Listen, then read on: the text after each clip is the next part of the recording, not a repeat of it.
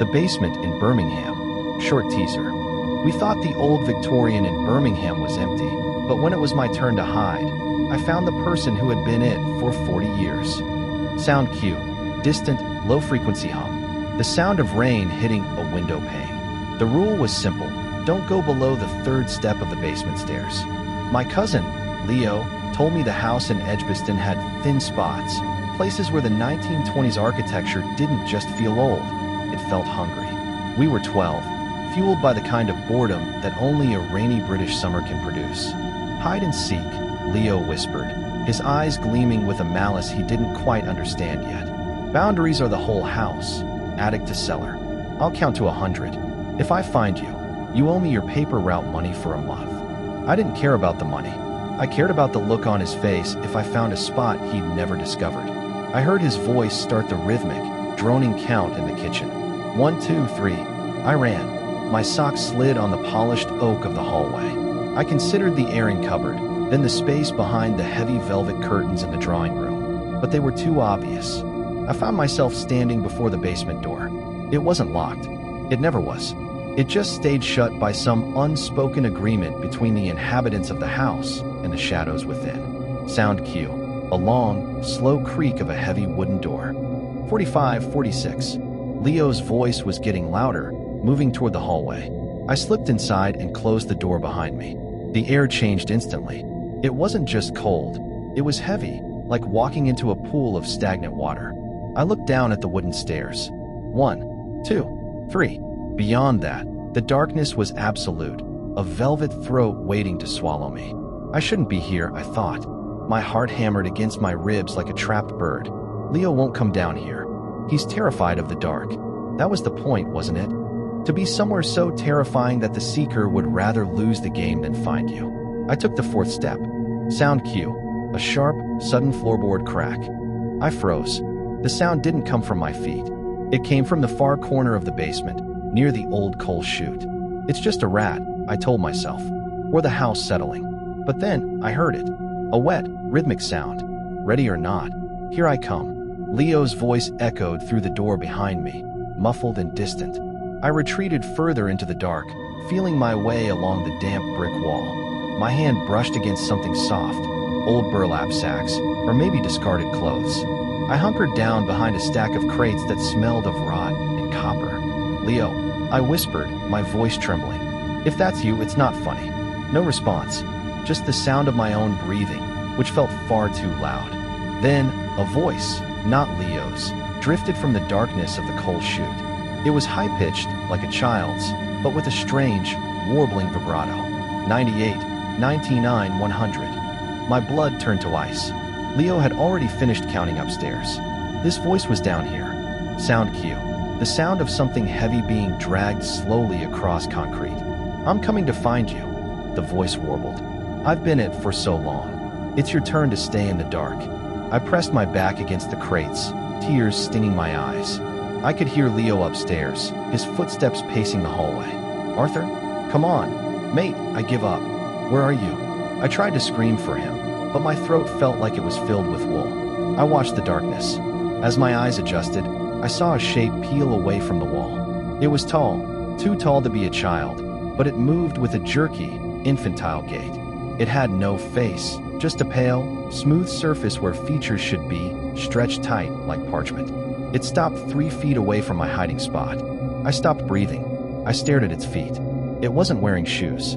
Its toes were long, spindly, and tipped with something dark. I see your shadow, it whispered. The creature leaned down, its head tilting at an impossible angle. Upstairs, the basement door creaked open. Arthur, you down there? Look, I'm not coming down. Just come out, you win. The creature turned its head toward the stairs. I saw the skin ripple on its face, a mouth trying to form under the surface. It mimicked Leo's voice perfectly. I'm back here, Leo. Behind the crates. Help me. Arthur. Leo's footsteps hit the first step, then the second. No. I finally found my voice, but it was a pathetic whimper. The creature lunged toward the stairs with a speed that defied physics. I scrambled out from behind the crates, sprinting for the light. I saw Leo on the third step, his face pale, looking down into the abyss. Leo, run. I screamed. I tackled him, shoving him back into the kitchen. We both scrambled away from the door, slamming it shut and throwing the bolt. We sat there, gasping for air, the bright afternoon sun through the kitchen window feeling like a lie. "What was that?" Leo gasped, his face white as a sheet. "Arthur, your arm." I looked down. There were 4 long, bruised finger marks on my forearm, but they weren't on the outside. They were under the skin, as if someone had grabbed me from the inside out. Sound cue. A soft, rhythmic tapping on the basement door from the other side. Then, the voice came through the wood. Not the monster's voice. Not the warbling child. It was my voice. My exact pitch. My exact inflection. "Leo, why did you lock me in? It's dark in here. Let me out." I looked at Leo. He looked at me. Then we both looked at the door. "Arthur," the voice behind the door said, sounding more like me than I did. "If you're out there, then who am I playing with down here?" The realization hit me like a physical blow. The game wasn't over. It had never been about finding me. It was about replacing me. I looked at my hands, and for a fleeting second, they looked pale, smooth, and featureless. The Neon Graveyard. Short teaser. The night shift at the Starlight Motel is quiet, until a guest asks to play a game where the loser doesn't just leave, they disappear into the walls. The Mojave Desert doesn't just get dark, it gets hungry. Working the graveyard shift at the Starlight Motel, 30 miles outside of Barstow, you learn that the silence has a weight to it. My name is Elias, and I've spent 3 years watching the highway stretch out like a black ribbon into nowhere. It was 2:14 a.m. when a sedan, coated in so much dust it looked like a ghost, pulled up. A man stepped out. He was tall, wearing a suit that looked 50 years out of style, and he didn't have a suitcase. He just had a small, silver whistle hanging around his neck. "Check in," I asked, trying to shake the sleep from my eyes. He didn't look at me. He looked at the floor. "I'm looking for my daughter. We were playing a game. She's very good at hiding." I felt a prickle of unease. "Sir, it's 2 in the morning. If a kid is missing, I should call the sheriff." "No," he whispered, finally looking up. His eyes were the color of a bruised sky. "The game has rules. If I call for help, she loses. And if she loses, she stays hidden forever. You have to help me find her. She's here. In this building." Sound cue. The sound of a distant, high-pitched whistle blowing once. I should have walked away, but there was something in his voice, a raw, jagged desperation, that made my feet move. He handed me the whistle. "If you see her, don't touch her. Just blow this. She's wearing a red dress. She likes the small spaces." He turned and walked back into the darkness of the parking lot before I could argue. I stood there, holding the cold metal whistle. This is a prank, I told myself. Or he's a local nutcase. But then, I heard it. A soft giggle. It didn't come from the parking lot. It came from the supply closet behind the front desk. I grabbed my heavy mag light and pushed the closet door open. It was empty, save for the stacks of bleach towels and industrial cleaner. But at the very back, where the drywall met the floor, a small piece of red fabric was snagged on a nail. "Hey, kid," I knelt down. The fabric twitched. Then, it was pulled through a hole in the wall no wider than a coin. My heart did a slow, painful roll in my chest. There was no way a human could fit through that. "I see you," a tiny voice whispered. It didn't sound like it was coming from the closet. It sounded like it was coming from inside my own head. "But you aren't the seeker. You're just a prize." I backed out of the closet, my breath coming in ragged gasps. I ran to the hallway of the motel, the flickering fluorescent lights making the corridor feel like a stuttering film reel. "Sir," I yelled for the father. I found something. No answer. Only the sound of the wind howling through the desert scrub outside. I walked down the hall, my flashlight beam cutting through the gloom. Room 104. The door was ajar. Sound cue. The slow, heavy creak of a door opening on rusty hinges. The room was freezing. Frost was actually forming on the edges of the television screen. In the center of the room, the bed covers were piled high, forming a jagged mountain. Something was moving underneath them. "Is that you?" I asked, my voice cracking. "The game is over. Your dad is looking for you." The pile of blankets shifted. A hand reached out. It wasn't a child's hand. It was gray, the skin translucent, and the fingers were far too long, ending in blunt, blackened tips. It gripped the edge of the mattress and pulled. I didn't wait. I turned to run, but the door slammed shut. Not just closed, it fused into the frame. The handle was gone. The wood was smooth. Hide, the voice giggled. It was right behind my ear. 1, 2, 3. I scrambled into the bathroom, locking the flimsy door. I knew it wouldn't hold. I looked at the small vent in the ceiling. It was the only way out. I climbed onto the toilet, ripped the metal grate off, and hauled myself into the crawl space. Sound cue. The sound of metal groaning and scratching as someone crawls through a duct. The space was tight, filled with decades of dust and the smell of dead mice. I crawled toward the light of the next room's vent. Below me, I could hear the seeker moving through room 104. It wasn't walking. It was skittering, a sound like 1,000 dry leaves being dragged across the floor. Suddenly, I stopped. In the darkness ahead, 2 pinpricks of red light appeared. "Found you," the girl in the red dress whispered. She was crouched in the duct, her body twisted into shapes a human spine shouldn't allow. Her face was a mask of cracked porcelain, and her eyes were empty sockets filled with that red glow. She held out a hand. "My turn to hide," she said. "Your turn to be the wall." I fumbled for the whistle, my fingers numb with terror. I blew into it with everything I had. The sound didn't scare her. It made her change. Her mouth opened, stretching wider and wider until her face was nothing but a black void. The man from the parking lot, the father, suddenly appeared in the duct behind me. But he wasn't a man anymore. He was a shadow, his suit melting into the darkness of the crawl space. "Thank you for the whistle," he said, his voice now a chorus of 1,000 lost souls. "It's the only thing that lets us anchor to the living." The girl reached forward and touched my chest. It didn't hurt. It felt like an icy needle passing through my heart. I looked down and saw my skin beginning to turn the color of the motel walls, beige, textured, and cold. "The Starlight has 40 rooms," the man whispered, his face inches from mine. "And every room needs a soul to hold the ceiling up. You've been a very good hider, Elias. But the game always ends the same way." I tried to scream, but the sound was muffled, as if I were underwater. I felt my bones softening, my blood turning to plaster. The last thing I saw before my eyes became part of the wallpaper was the man picking up the silver whistle. He walked back toward the parking lot, waiting for the next car to pull in, waiting for the next person to help him find his daughter. The Whispering Firs. Short teaser. In the deep woods of Washington State, the trees don't just have ears, they have a hunger for anyone who stays hidden past sunset. Sound cue. Wind howling through pine needles. The distant, rhythmic thwack of an axe. The Olympic Peninsula is beautiful in the photos, but when the fog rolls in from the Pacific, the green turns to a bruised charcoal, and the silence becomes heavy enough to choke you. My friends and I, 5 of us in total, had rented a cabin near Lake Cushman for a digital detox weekend. No phones, no reception, just the wild. It was Gabe's idea to play hide and seek at dusk. "It's different out here," he'd said, his breath hitching in the cold air. "The terrain makes it a real challenge. Boundary is the clearing to the creek. If you hit the old logging road, you've gone too far." I was the seeker first. I leaned my forehead against the rough bark of a towering Douglas fir and started to count. 1, 2, 3. I heard the frantic crunch of boots on dry needles, the giggles of Sarah and Chloe as they sprinted toward a thicket of ferns, and the heavy thud of Mark heading toward the ravine. Sound cue.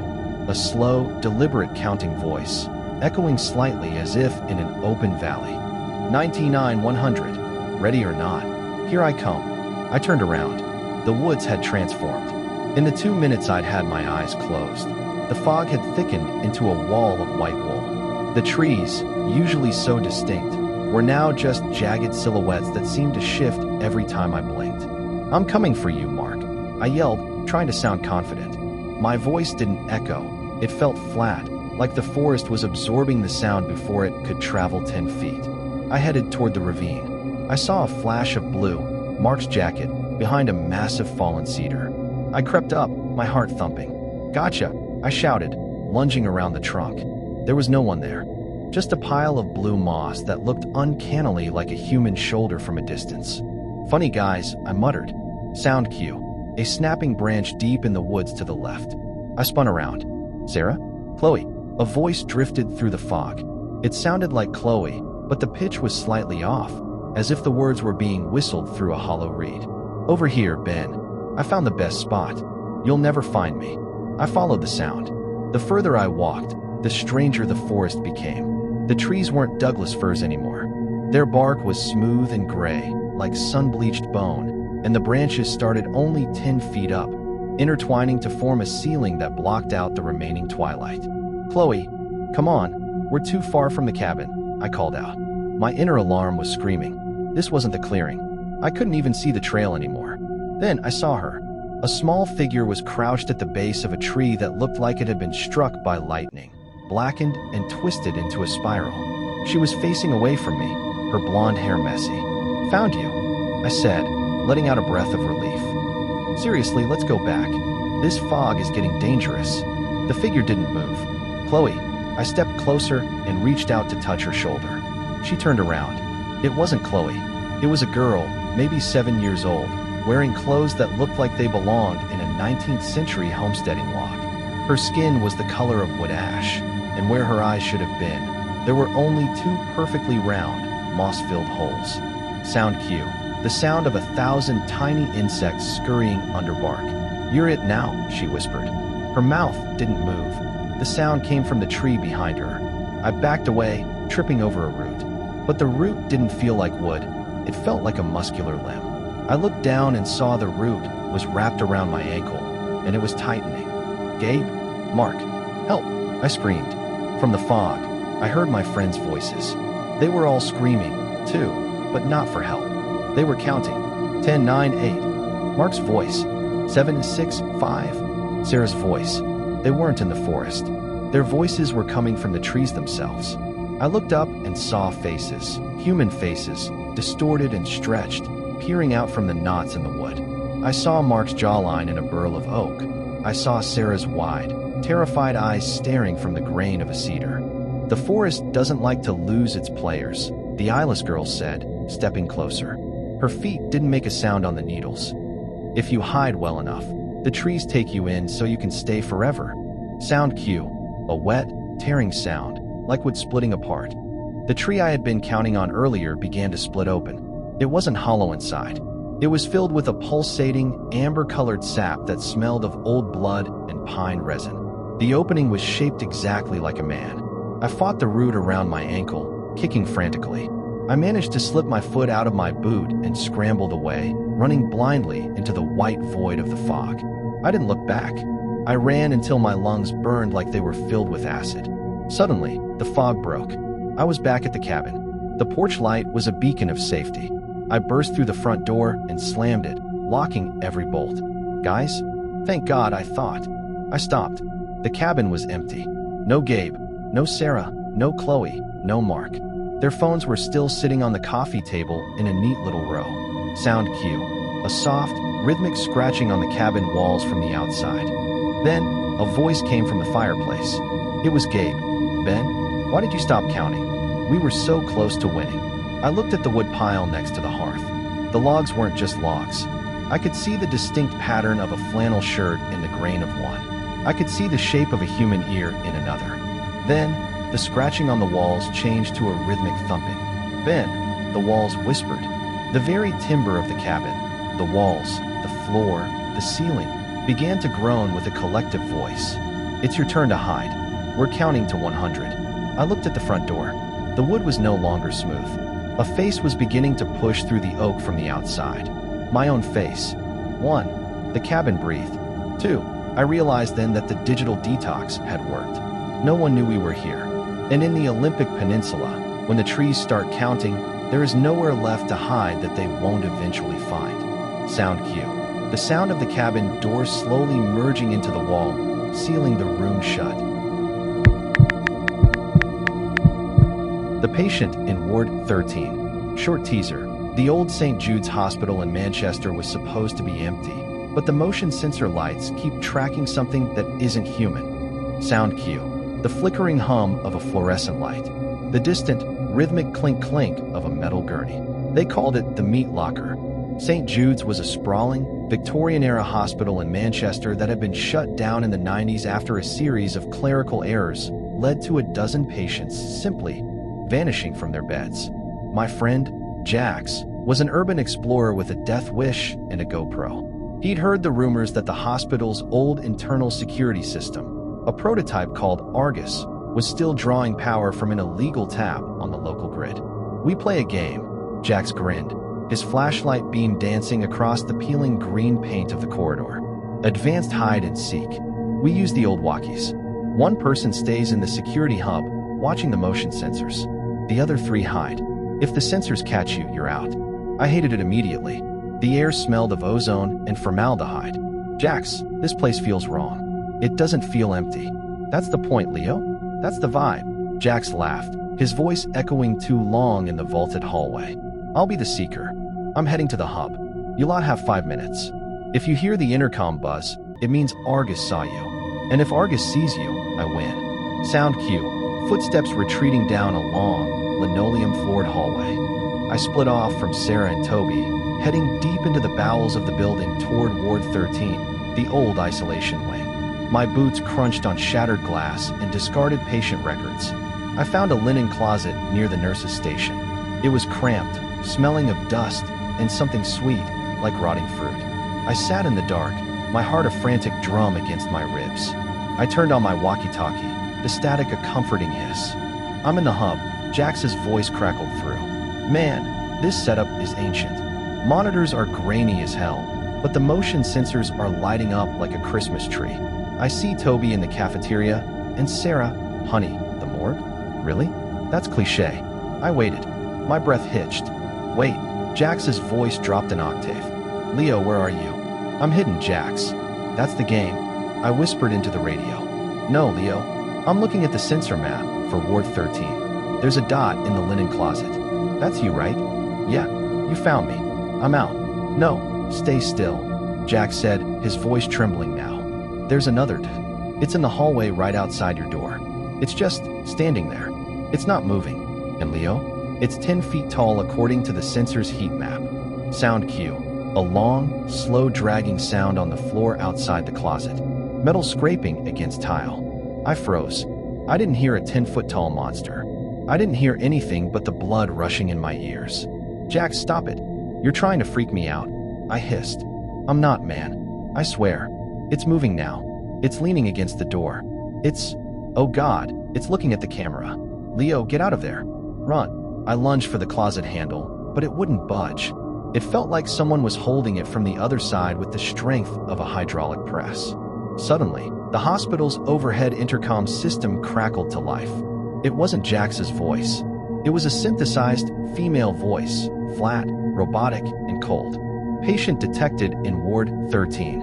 Treatment protocol initiated. Do not move. Hide and seek is a diagnostic tool. Please remain in your designated hiding area for extraction." Sound cue. A heavy, mechanical thump as the ward's fire doors all slammed shut at once. "Leo, the doors are locking," Jax screamed over the radio. "I'm locked in the hub. Something is cutting the wires." "Sarah? Toby? Answer me." Static was the only reply. Then, a wet, sloppy sound came from the other side of my closet door. A sound like someone dropping a heavy bag of meat. "Searching," the robotic voice echoed in the hallway. "Searching. Found." The door to my closet didn't open. It was peeled back. The heavy wood groaned and splintered as if a giant hand were simply zipping it open. I stared out into the hallway, but my flashlight beam hit nothing but empty air. There was no 10-foot-tall monster, but the motion sensor light directly above me clicked on. Then the next one, and the next one. They were following something invisible that was walking right toward me. Sound cue. The sound of a heavy respirator, slow, mechanical breathing. "Jax, I can't see it. There's nothing here." I screamed into the walkie. "It's right in front of you, Leo. It's reaching for you." Jax was sobbing now. "It's on the monitor. It looks like a man made of surgical bandages and teeth. It's right there." I felt a coldness wash over my face. A smell of antiseptic and old blood filled my nostrils. A hand, invisible but solid as iron, wrapped around my throat. I was lifted off the ground, my legs swinging wildly. I looked at the hallway mirror across from the closet. In the reflection, I saw it. It wasn't 10 feet tall. It was a mass of translucent, shifting 4 tubes and rusted surgical needles, woven into the shape of a doctor. Its face was a jagged hole where a jaw should be. "The game is over," The intercom droned. "You were found. Now, you must be the seeker." I felt a sharp prick in my neck. A cold fluid raced through my veins. My skin began to shimmer, turning clear, then fading into the gray light of the hospital corridor. I tried to scream, but my voice was now the voice of the intercom. Sound cue. The intercom chime, ding dong. I dropped the walkie-talkie. It shattered. I looked down at my hands. They were gone. I was part of the building now, part of Argus. In the security hub, I heard Jax screaming as the monitors all flickered to life, showing my new face in every single room. "Jax," I said, my voice echoing through every speaker in St. Jude's. "I'm it now. I'll give you a count of 10. Hide well, Jax. I'm very good at finding what's lost." Sound cue. The sound of Jax's frantic footsteps running, followed by the robotic voice beginning to count. 1, 2, 3. The Nebraska Needle. Short teaser. In the heart of the Nebraska cornfields, the harvest doesn't just involve grain. It involves a game of hide and seek where the prize is your life. Sound cue. The dry, rhythmic rustle of corn stalks swaying in the wind. A distant, lonely cricket chirp. Nebraska in October is a sea of gold and death. The corn stands 8 feet tall, a wall of razor-edged leaves that creates a labyrinth across thousands of acres. My car had broken down just outside of a town called Ackerley, a place so small it wasn't even a dot on the GPS. A local farmer named Silas, a man with skin like cracked leather and eyes as pale as a winter sky, offered me a bed for the night. "But first," he said, pointing a gnarled finger toward the field behind his farmhouse. "The harvest game. It's tradition. You're a traveler. It's good luck if you join. We play hide and seek. One hider, the rest are seekers. If the sun stays down and the hider isn't found, the crops will be plenty." I was tired, but the hospitality felt mandatory. "Sure," I said, forced to smile. "Who's hiding?" Silas smiled, revealing teeth that looked like yellowed piano keys. "You are, son. You have a 10-minute head start. Just don't leave the field. If you cross the fence, the game is forfeit. And in Ackerley, we don't like losers." Sound cue. A heavy iron bell tolling once in the distance. I stepped into the corn. The transition was instant. The light of the setting sun struggled to pierce the dense canopy of stalks. The air was still, smelling of dry husks and turned earth. I walked deep into the rows, turning left, then right, then left again until the farmhouse was a distant memory.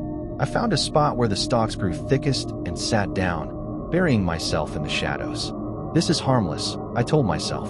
"Just a bunch of rural folks keeping a weird tradition alive." Then, the 10 minutes were up. Sound cue. A low, guttural horn blast that echoes across the flat plains. "Coming for you." A chorus of voices drifted over the field. It wasn't just Silas. It sounded like the whole town. Men, women, children. Their voices weren't playful. They were monotone, chanting in a rhythmic cadence. "Seek the grain, find the bone. Bring the traveler to the throne." I felt a chill that had nothing to do with the night air. I peered through the stalks. In the distance, I saw the glow of lanterns. They weren't moving like people looking for a friend. They were moving in a perfect, synchronized line, sweeping the field like a military operation. Sound cue. The sound of a whetstone sharpening a blade. SHHHSHHHSHHH. I decided to move. I stayed low, crawling on my hands and knees to avoid rustling the tops of the plants. Every time I moved, the wind seemed to die down, making my own movements sound like thunderclaps in the silence. I reached a small clearing in the center of the field. There I saw it, a pole driven deep into the earth. Hanging from it wasn't a scarecrow, but a collection of clothes, expensive hiking gear, a denim jacket, a floral dress. They were stuffed with corn husks, but at the bottom of the pole lay a pile of wallets and cell phones. I picked up one of the phones. The screen was cracked, but it flickered to life. The wallpaper was a photo of a young couple, smiling in front of a "Welcome to Nebraska" sign. "They're still here," a voice whispered from the rows in front of me. I jumped back. A young boy, no older than 10, stood there. He was wearing a burlap hood with 2 jagged holes cut out for eyes. In his hand, he held a rusted sickle. "You're the needle," he said, his voice devoid of emotion. "We're the thread. We have to pull the needle through the field until the earth is sewn shut." Sound cue. the rustling of corn intensifying, as if something large is moving through it at high speed. "Where are the people who own these?" I pointed to the clothes. The boy tilted his head. "They're part of the harvest now. They hid too well. When you hide too well and accurately, the corn forgets you're a person and starts thinking you're a seed." I didn't wait to hear more. I bolted. I stopped caring about the noise. I crashed through the stalks, the leaves slicing at my cheeks and arms. Behind me, the chanting grew louder. "Find the bone! Find the bone!" I saw the fence, the boundary Silas had warned me about. Beyond it was the road and my broken-down car. I lunged for it, my hands gripping the cold wire. A sharp, metallic twang of a wire under tension. I tried to climb, but my feet wouldn't move. I looked down. The corn wasn't just growing around me anymore. The silk, the fine, hair-like strands from the ears of corn, was wrapping around my ankles, twisting like living golden thread. "The game is forfeit," Silas's voice boomed. He appeared at the edge of the fence, holding a lantern. The light didn't reveal a man. It revealed something that looked like a hollow shell of a human, filled with nothing but dry husks. "You tried to leave the game," Silas said, stepping closer. "Now, you don't get to be a seed. You get to be the scarecrow." The corn silk pulled me backward, dragging me away from the fence and back into the darkness of the rows. I clawed at the dirt, but the earth itself felt soft, like it was opening up to receive me. The last thing I saw was the townspeople standing in a circle around me, their burlap hoods casting long, terrifying shadows. They didn't have sickles anymore. They held needles, long, bone-white needles threaded with corn silk. The sound of a needle piercing heavy fabric. The wind picks up, drowning out a final scream. The next morning, the field was silent. A new scarecrow stood in the center of the clearing, wearing a traveler's jacket. If you looked closely at its face, the burlap wasn't just stitched together. The stitches went through the skin, sewing the eyes and mouth shut in a permanent, silent scream. The harvest was going to be excellent this year. The Salt-Crusted King. Short teaser. Beneath the neon lights of the Brighton Pier, there's a place the tide never leaves, and a seeker who has been waiting since the Victorian era for someone to find him. The rhythmic, heavy crashing of waves against iron pilings. The distant, distorted music of a carousel. Brighton is a city of two faces. Above, it's all candy floss, pebble beaches, and the bright lights of the Palace Pier. But below the decking, where the massive iron girders plunge into the freezing English Channel, it's a graveyard of rusted machinery and things the sea brought back wrong. It's called ghosting, my friend Callum explained, tapping his beer bottle against the railing. We were 20, arrogant, and looking for a thrill that the local clubs couldn't provide. We head under the pier at low tide. One seeker stays on the pebbles. The hiders climb into the ironworks. If you can stay hidden until the tide touches the lower girders, you win. And if you don't? I asked, looking at the dark, churning water. Callum grinned. Then you get wet. Come on, Jamie, don't be a wet wipe. It's the ultimate game of hide and seek. The hollow, echoing sound of footsteps on wet pebbles. The dripping of salt water. We climbed down the service ladder. The temperature dropped 10 degrees the moment we stepped into the shadow of the pier. The air was thick with the smell of brine, rotting seaweed, and old oil.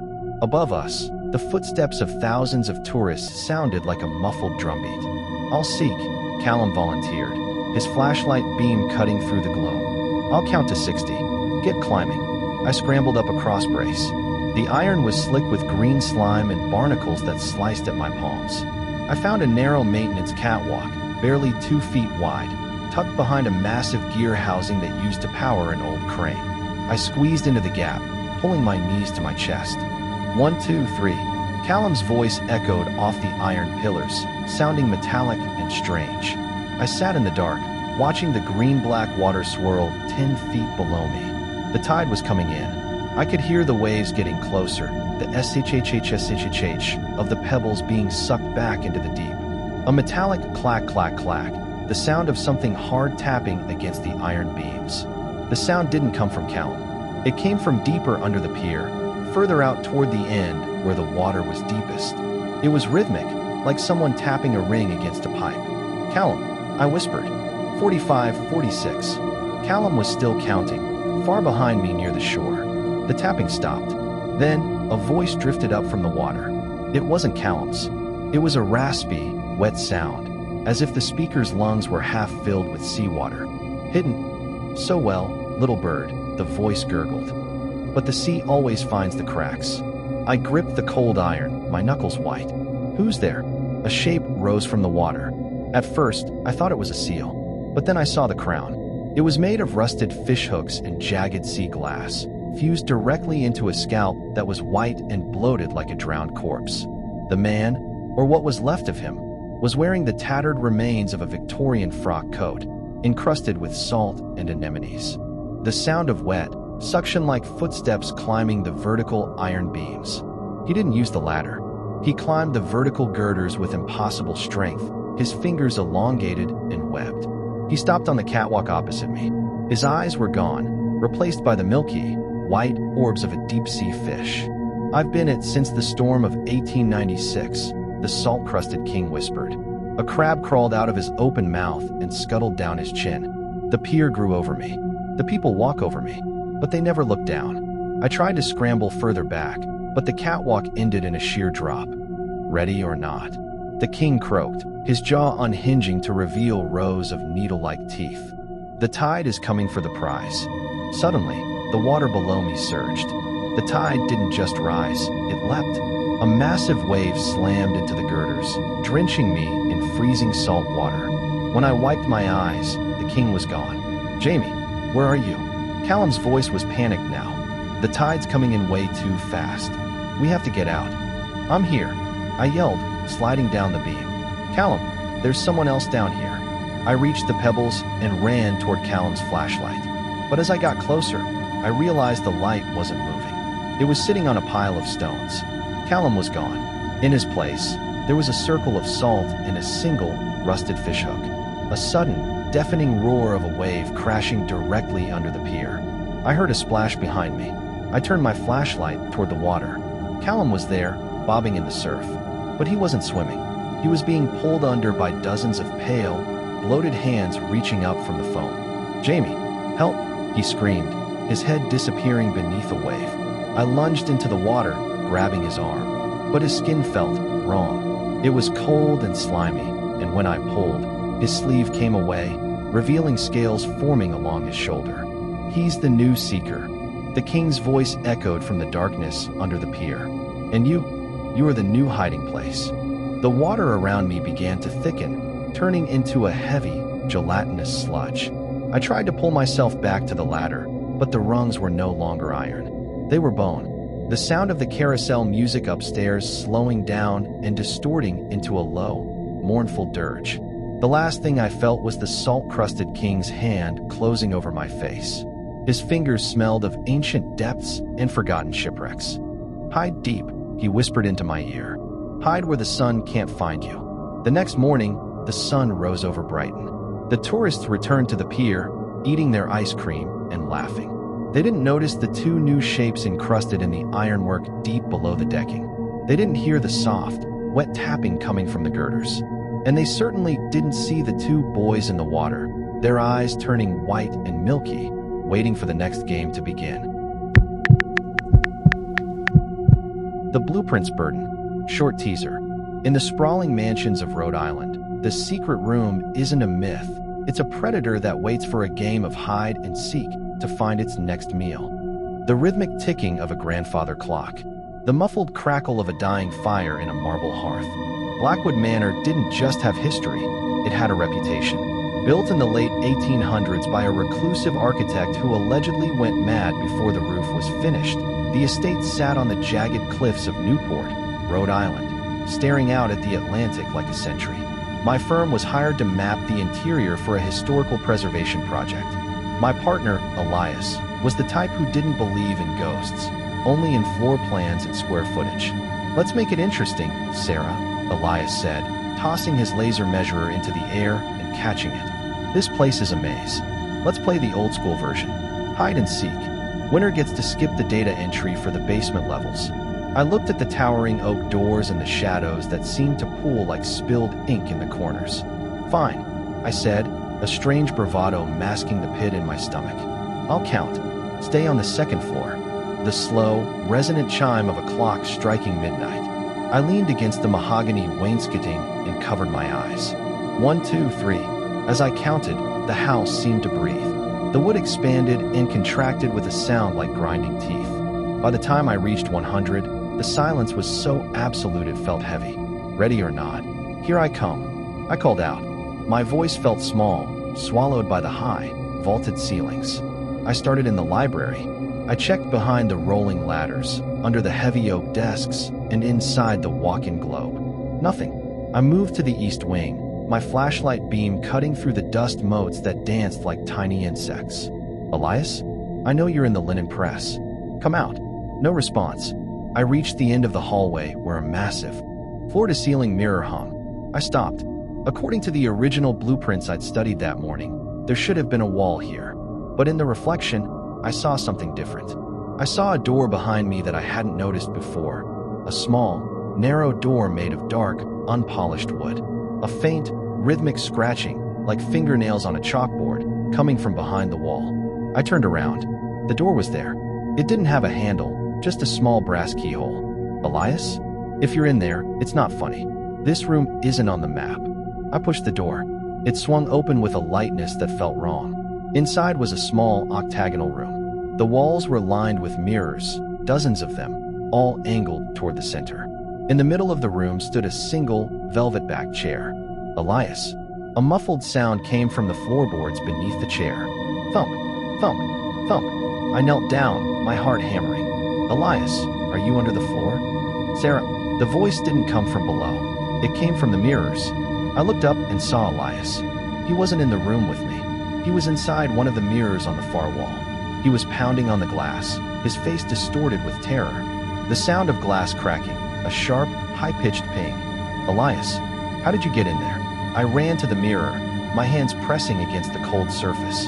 In the reflection, Elias was screaming, but no sound came out. Behind him, in the mirror world version of the room, a shadow was unfolding. It was long, spindly, and looked like a collection of broken compasses and protractors, a creature made of geometry and spite. I looked at the other mirrors. In each one, a different version of me was staring back, but they weren't moving when I moved. One was crying, one was laughing, one was simply rotting. Found you, a voice whispered. It was my own voice, but it sounded like it had been recorded and played back at the wrong speed. I turned toward the door, but it was gone. In its place was another mirror. The room was shrinking. The walls were literally sliding inward, the mirrors reflecting each other into infinity.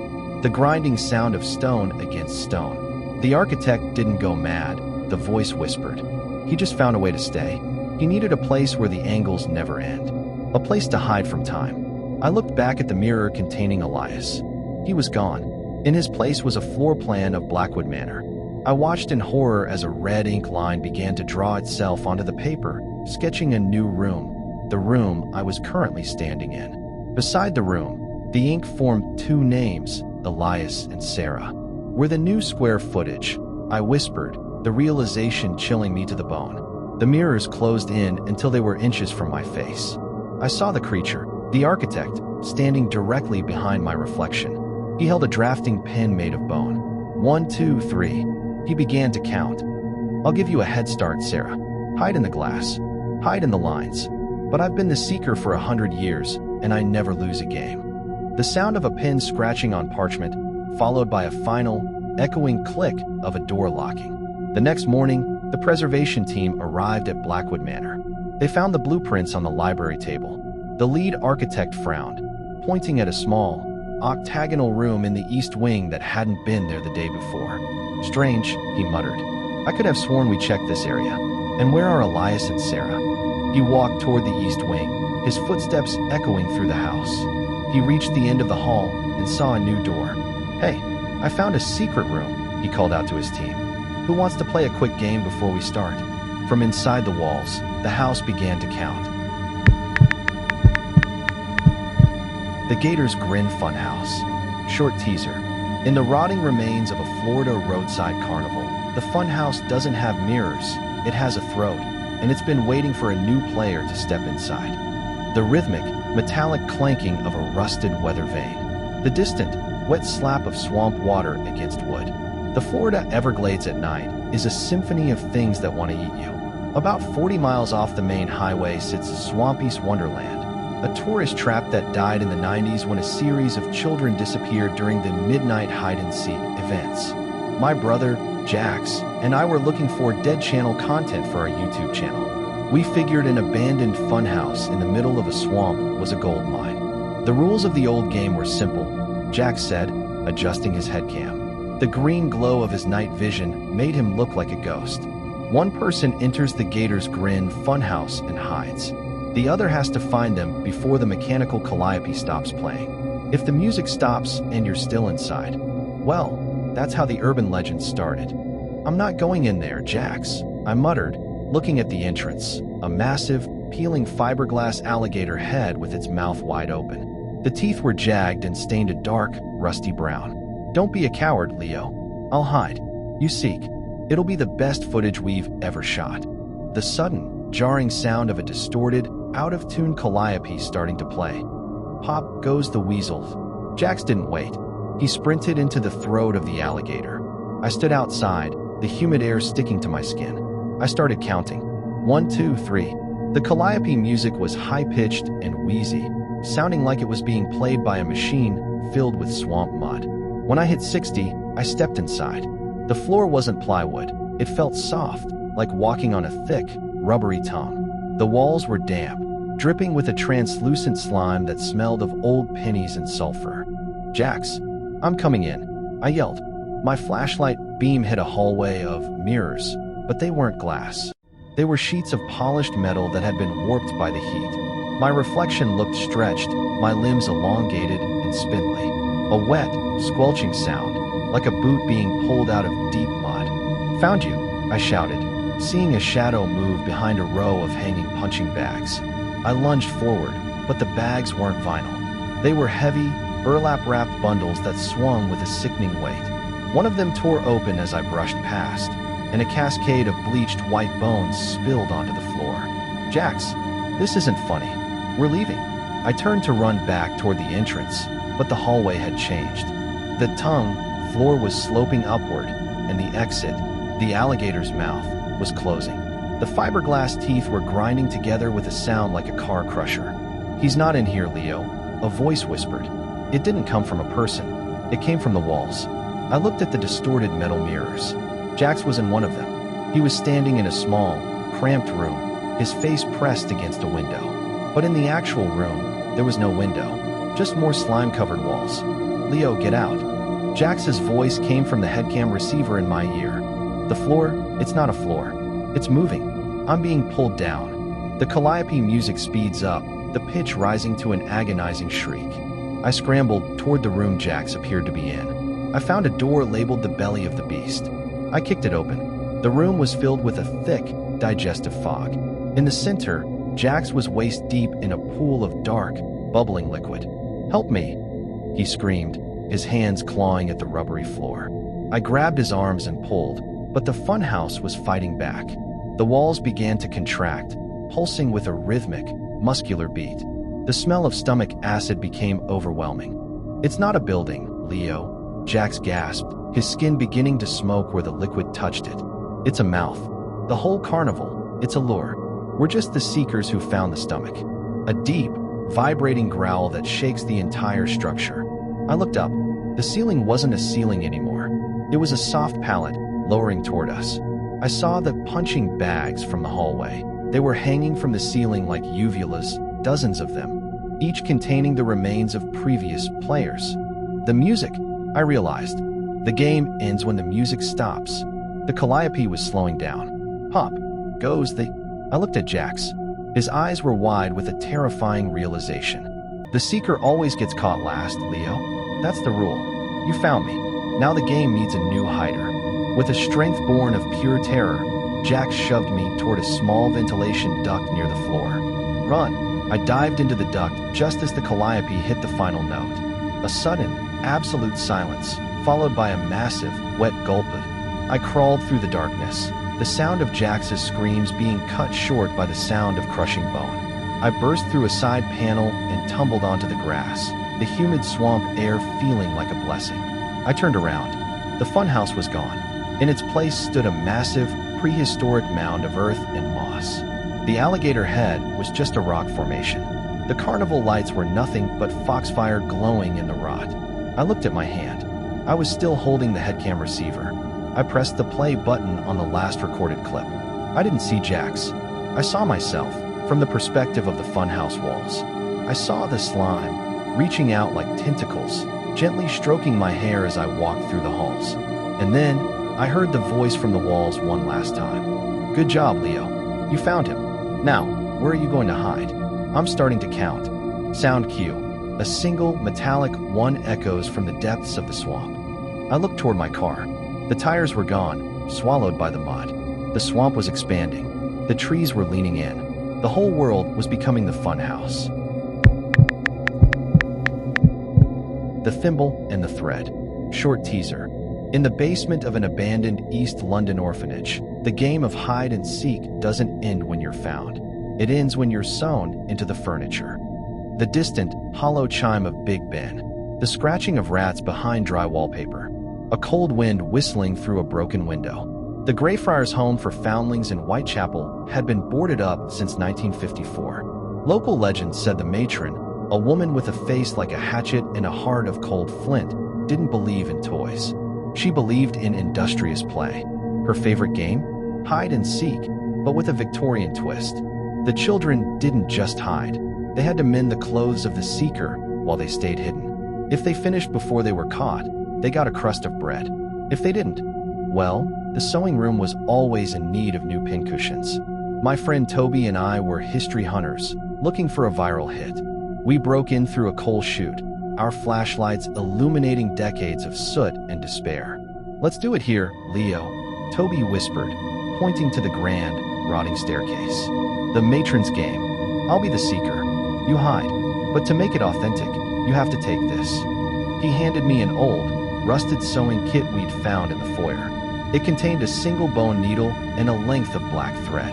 "If you don't finish a stitch on your own shirt by the time I find you, you're the loser." A slow, rhythmic tapping, like a cane hitting floorboards. I laughed it off. "Easy. I'll be in the rafters before you hit 20. Toby turned to the wall and started to count. His voice was deep, but as he spoke, the acoustics of the orphanage seemed to warp it, making it sound thin and high-pitched, like a child's. 1, 2, 3. I ran. I didn't go for the rafters. I went for the infirmary. I found a heavy iron bed frame and slid beneath it, the smell of carbolic acid and rot filling my nose. I pulled out the needle. My hands were shaking. I tried to push the thread through the eye of the needle, but the black thread seemed to move on its own, twitching like a spider's leg.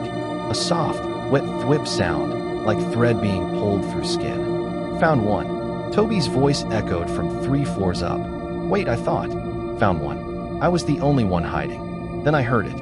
A chorus of tiny, muffled voices from the walls. "Not me. Not me.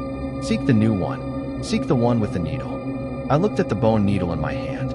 It wasn't bone. It was a finger splinter, sharpened and polished. I tried to drop it, but it was stuck to my skin. The black thread began to wind itself around my wrist, tightening until my hand turned purple. The sound of a heavy door creaking open. Slow, deliberate footsteps approaching. The infirmary door swung wide. I held my breath, pressing my face into the dust of the floor. I saw a pair of boots, black, polished to a mirror finish, and completely silent. These weren't Toby's trainers. "The work is never finished," a woman's voice rasped.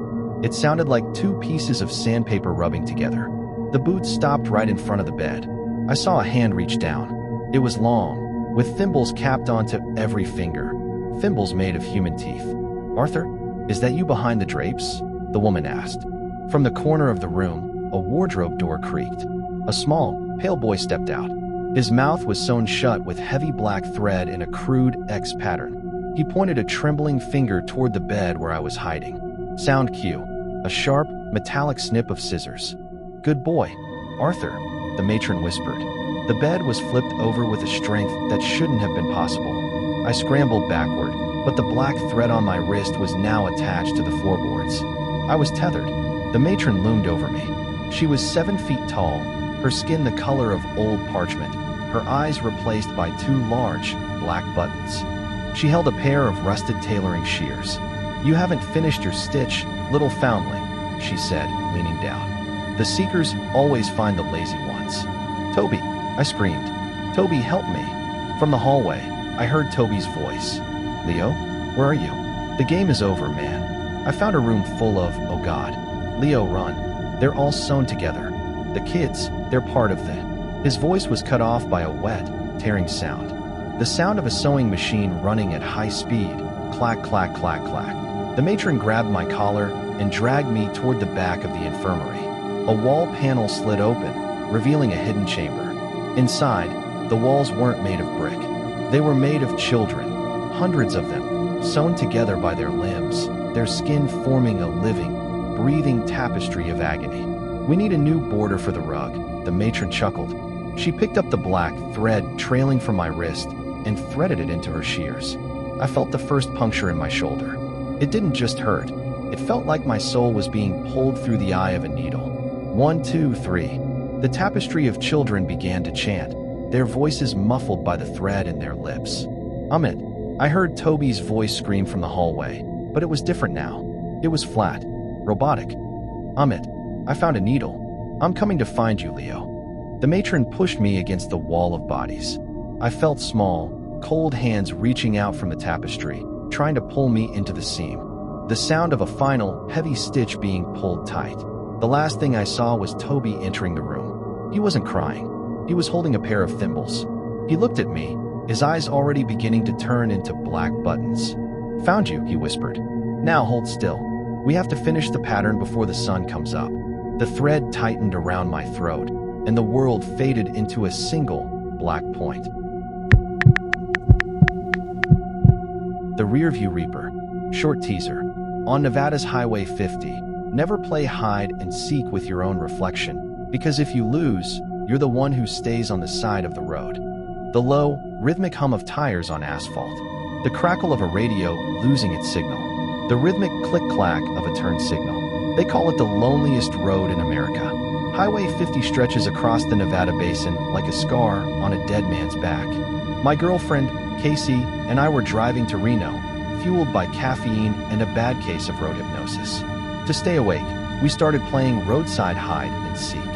"The rules are different out here," Casey joked, her face lit by the green glow of the dashboard. "You pick a landmark in the distance." I close my eyes.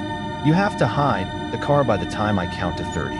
If I open my eyes and I can guess exactly where we are based on the stars, I win." It was a stupid game. There was nowhere to hide a 2-ton SUV on a flat desert plain. But the boredom was a physical weight. "Fine," I said. "Close him. 1, 2, 3. I accelerated. The desert moved by in a blur of sagebrush and shadow. But as I reached 20, the headlights hit something. A man was standing on the shoulder. He was wearing a neon yellow rain slicker, despite the bone-dry heat. He didn't have a face, just a flat, reflective surface where features should be. A sudden, sharp static burst from the car radio. 2930. Casey opened her eyes.